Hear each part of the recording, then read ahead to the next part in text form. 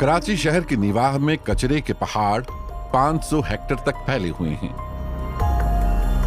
जनूबी पाकिस्तान में जाम चाकरों का मकाम कूड़ा करकट को गैर कानूनी तौर पर ठिकाना लगाने का सबसे बड़ा गढ़ करार दिया जाता है। इस मकाम को कूड़ा जमा करने वाले अफराद और माफिया अपना घर करार देते हैं।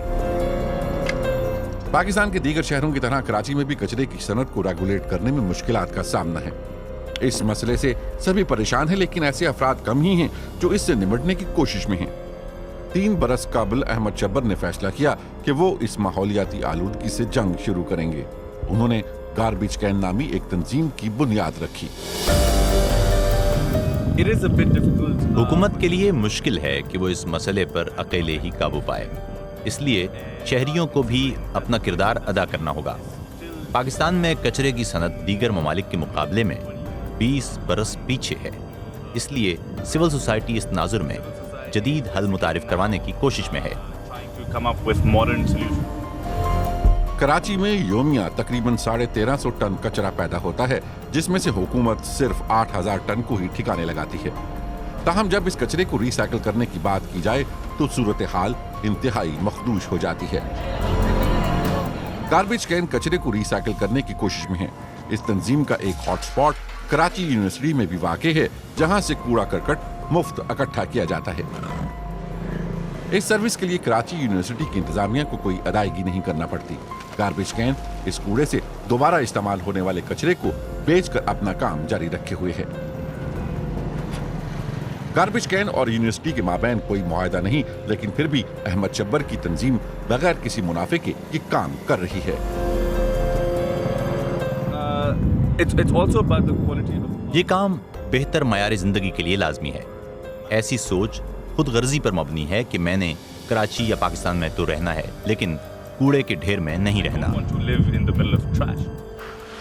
गार्बेज कैन के दफ्तर में जमा करदा कूड़े करकट में से काबिल इस्तेमाल कचरे को अलग कर लिया जाता है।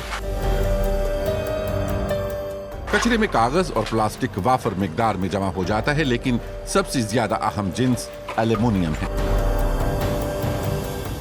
पाकिस्तान में इस्तेमाल शुदा प्लास्टिक की कीमत का इन्हिसार सीजन पर होता है।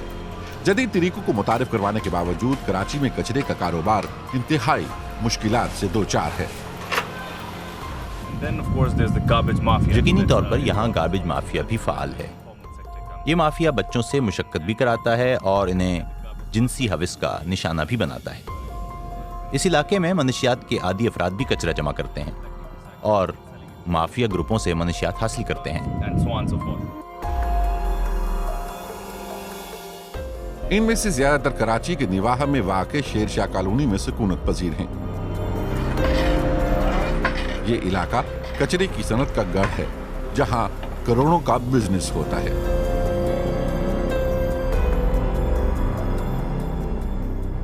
इसे जनूबी एशिया में कचरे की सबसे बड़ी मार्केट भी करार दिया जाता है। एल्युमिनियम या ऐसी दूसरी कीमती धातें आखिरकार इसी बाजार तक पहुंचती हैं, जहां इन्हें बगैर किसी मुनासिब इंतजाम के प्रोसेस किया जाता है।